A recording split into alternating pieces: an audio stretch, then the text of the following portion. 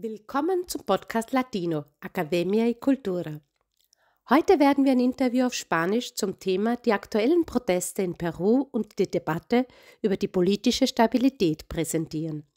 Das Interview führt Laura Mendoza für Polemics, die Zeitschrift der Diplomatischen Akademie Wien. Sie selbst hat kolumbianische und österreichische Wurzeln. Im Anschluss an ihr Bachelorstudium in Kultur- und Sozialanthropologie an der Universität Wien macht sie nun ihren Master in Advanced International Studies an der Diplomatischen Akademie.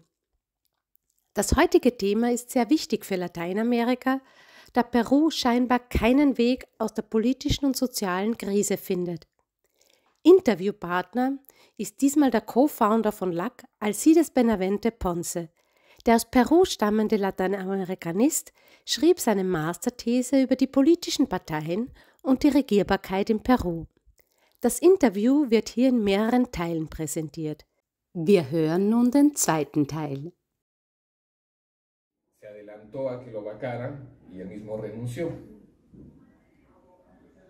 Bueno, y esa renuncia hizo que también su vicepresidente asuma, como en este caso último, que el vicepresidente asuma la presidencia, ¿no? Y comenzó también otra vez la cosa, ¿no?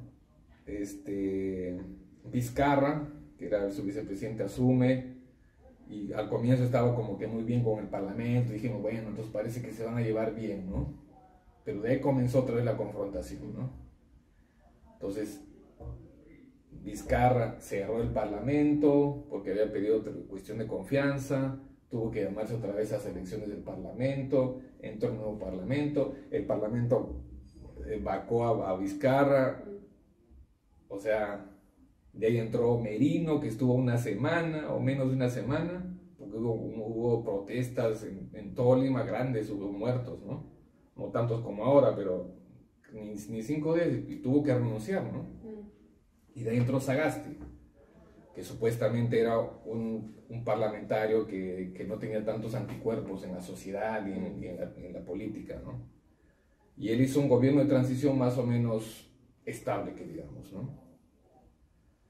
Y llamó a las últimas elecciones que tuvimos y que lamentablemente, como tú lo sabes, los últimos años hay esta cuestión de la polarización en el mundo, ¿no? Entonces ya no hay mucho que votar por ideas que tengan un sesgo medio, sino o bien a la izquierda o bien a la derecha, ¿no? Y ese es nuestro caso. Al final fuimos en una elección entre dos opciones extremas, ¿no? Una, nuevamente, Keiko Fujimori. Y Keiko Fujimori, que tuvo la oportunidad, o sea, de limpiar su nombre, su apellido, su generación, todo, siendo ella la lideresa con un parlamento, o sea, con la mayoría en un parlamento. Ella ha podido hacer muchas leyes, ha podido hacer muchos cambios en el Perú, a favor del Perú, a favor de las mayorías, pero ni siquiera hizo eso. O sea, lo único que se dedicó es a pelearse con Pedro Pablo Kuczynski. Entonces yo digo, bueno, si quiero estar en política y quiero dejar algo bueno, al final utilizó las mismas maniobras mafiosas que utilizaba su padre y todo su equipo, ¿no?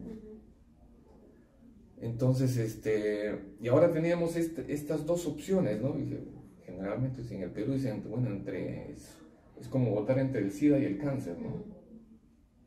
¿Con cuál quieres morir? Y siempre dicen hasta, bueno, de broma dicen los analistas políticos y todo, pero Keiko se sigue presentando. Así postule Mickey Mouse va a ganar. O sea, es una broma, pero en realidad también perdió nuevamente Keiko Fujimori con un margen muy pequeño, y esta vez tampoco quería reconocer las elecciones, pero no fue no fue como las anteriores elecciones con Pedro Pablo Kuczynski, fue un poco moderada. Esta vez sí se contrató al mejor staff de abogados de Lima, llamaron a las organizaciones internacionales, incluso una delegación fue a Washington. se movieron, pero hicieron como semanas, hicieron discusiones aquí, entrevistas y por supuesto también una parte de los medios de comunicación también estaban ahí con ellos, ¿no? Entrevistándonos, dándole cabida y bueno, al final las organizaciones internacionales que estuvieron observando el proceso electoral, todas dijeron que se había llevado esa elección con una normal transparencia, ¿no? O sea, no había, como siempre hay cosas aisladas, pero sí, en general todo había estado mejor. Y bueno, y así hemos tenido entre decepciones de izquierda y derecha, llegamos a esta situación, ¿no? Entonces, para que entiendas un poquito más o menos, y eso que es de los últimos 32 años. Sí. O sea, si nos pusiéramos a hablar desde que comenzó la República con todos los golpes de Estado que han habido, es difícil, ¿no? Sí, sí, no ha pasado realmente mucho. Sí. Me parece interesante que hables de la polarización, ¿no? En los extremos de izquierda y de derecha, porque en el Perú realmente Castillo fue apoyado muy fuertemente por las regiones del sur y las regiones rurales, ¿no? Y la población indígena, campesina, que realmente por lo que también se dice ahora durante las protestas y por las demandas de las personas que están protestando, no se ven representadas en los diferentes gobiernos y piensan que estos gobiernos neoliberales no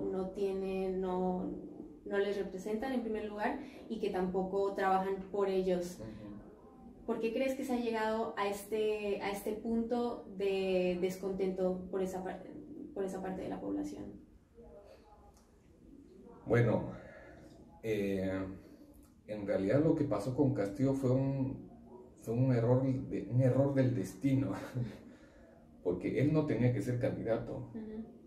El candidato que Cerrón, que tenía que ser Cerrón, que era un presidente regional que tenía problemas de corrupción, no pudo postular. Entonces vio en Castillo que era un profesor del rural y que ha estado también en los sindicatos y ya había tenido también un poco de visibilidad por los medios porque había estado en una protesta y se había caído, desmayado y no sé, y todas las cámaras. O sea, y también él había estado también trabajando a nivel nacional, ¿no? Entonces, como Cerrón no podía postular por sus problemas de corrupción, lo pusieron a Castillo. Pero Castillo, pues, es un profesor rural, en realidad ni siquiera creo que tenía la capacidad de poder analizar lo que tenía, dónde estaba, en qué partido se había metido, porque era un partido comunista, leninista, ¿no? Entonces, pero bueno, se iba a todo el Perú, les hablaba y también, por supuesto, es peruano nato, no es apellido Kuczynski, no tiene apellido extranjero y tener también no las propuestas claras con los otros candidatos y con Keiko Fujimori. Entonces yo creo que, y en realidad todas las encuestadoras no daban el paso de Castillo a segunda vuelta. O sea, eso fue así como para todos, o sea, casi nadie, o sea, de lo que yo he estado siguiendo, nadie decía, bueno, Castillo sí va a ganar, ¿no? O va a entrar a la segunda vuelta. Entonces fue una sorpresa, ¿no?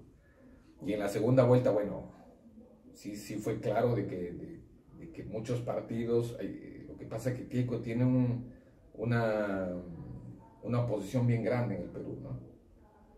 Entonces, casi muchos partidos apoyaron a Castillo teniendo la esperanza de que, bueno, al menos si estoy limitado en mis conocimientos, ¿no? Si yo sé, o sea, no soy un erudito, soy un profesor rural, no conozco más o menos la geopolítica, no he estado en otros países, no he tenido cargos políticos en el Estado, no conozco en realidad O sea, no tiene los conocimientos suficientes, me consigo un buen estado de asesores, ¿no? O un buen equipo, ¿no? Entonces, cuando él entró al gobierno, Pedro Castillo, en realidad no se ha notado de que eso tampoco no había, ¿no? O sea, entró, comenzó a nombrar ministros que no tenían tampoco ni siquiera ninguna idea del sector. Comenzaron a ver ya a salir las noticias de cómo ya antes de que él asuma el gobierno ya estaba transando para ver qué proyectos, cuestiones de corrupción, ¿no? No solo en su entorno más cercano, su familia, ¿no? Y también los ministros. Entonces comenzaron a ver un cambio de ministros que no te imaginas. En un año y medio creo que hemos llegado casi a los 80 ministros. O sea, y aparte, o sea, el manejo, o sea, no tenía una idea de Estado, ¿no?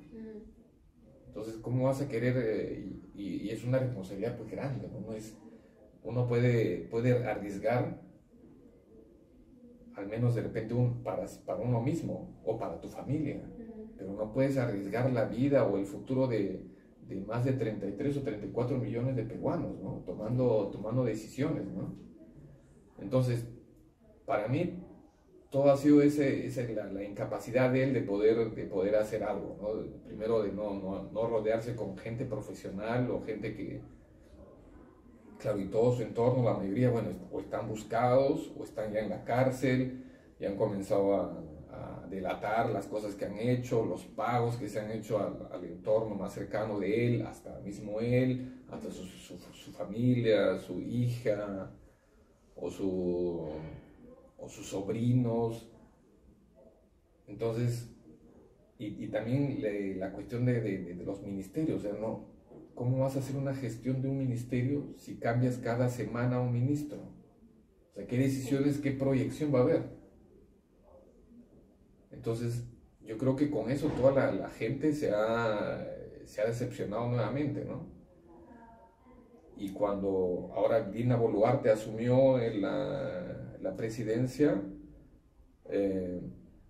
yo creo que también esa gente que apoyaba a Castillo también está en contra de ella porque la toman como que no es leal, ¿no? Porque ella dijo que si se va Castillo me voy yo. Entonces, ya, bueno, el descontento ahora, la realidad, quieren que se vayan todos, ¿no? Y generalmente las protestas son en las zonas donde hay más pobreza, ¿no? En Puno, en el Cusco, en Ayacucho, en Arequipa. Sí. Ya tenemos casi 60 muertos. Y el problema es de que el gobierno ni siquiera es transparente en su información. O sea, si aquí alguien muere, en 2 o 3 días se sabe por qué murió, con qué bala, bueno, no aquí nomás, sino en varias partes del mundo, ¿no?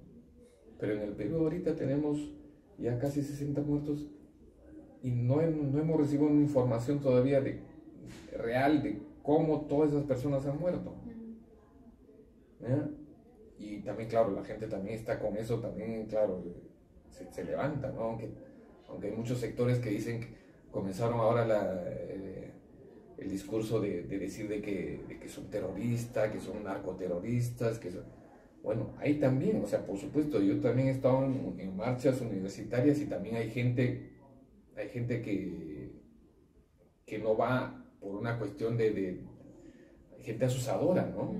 Por ahí yo supongo que es un pequeño número, no creo que todos los que estén protestando sean terroristas o sean narcoterroristas. Por supuesto, los narcos y todos también aprovechan esta oportunidad, este desgobierno, para hacer también sus negocios que son para ellos legítimos, ¿no? Sí, sí. Y en cuanto a los medios, ¿no? Porque los medios internacionales sí que han estado cubriendo más o menos las protestas en el Perú, quizás ya no tanto como cuando comenzaron en diciembre del año pasado. ¿Cómo piensas que están cubriendo todo lo que está sucediendo en los medios peruanos? ¿Y cómo es la transparencia en cuanto a los medios? Bueno, generalmente se dicen que los medios deben ser imparciales, ¿no? Pero en ninguna parte del mundo también vemos que sea así, ¿no? Ni en los Estados Unidos, que también dicen que son unos países ejemplo de la democracia, ¿no? Y lo mismo pasa en el Perú, ¿no? O sea, en el Perú también hasta ahorita hay un proceso que le están siguiendo a un medio de comunicación, El Comercio, que tiene el monopolio de la prensa escrita, por ejemplo, ¿no? Y también maneja otros medios, ¿no? De comunicación, televisivo, radial. Entonces, y bueno, y se sabe, o sea, hemos visto también en las elecciones que así el gobierno haya dicho que hay una franja electoral, pero se nota que hay favoritismo, ¿no? Y eso se ha notado, mira, en las últimas elecciones más aún todavía, en lo de Keiko y con lo de Castillo. Y antes de eso, o sea, cuando todavía están en la primera vuelta, porque yo me acuerdo que había otros candidatos de la extrema derecha, pero estaban todos los días en todos los canales de televisión, en todas las portadas, o sea, y la gente se da cuenta, ¿no? O sea, me los están metiendo por todos lados a estas personas, pero la gente también no es tonta, ¿no? Y la gente del pueblo también, la mayoría tampoco se han dado cuenta de eso, y por eso también no han elegido ese candidato. Pero bueno, Keiko Fujimori también se sabe que en los tiempos de su padre también se pagaba a todos los medios de comunicación, ¿no? Entonces, definitivamente sí hay una manipulación, hay un favoritismo, y tenemos que jugar con esas reglas también, ¿no? Sí. Lamentablemente, pero lo importante es de que así estos medios tengan mayoría, tengan favoritismo, el pueblo también se da cuenta de eso, ¿no? Claro, eso es importante que la gente sepa que es así, ¿no? Claro.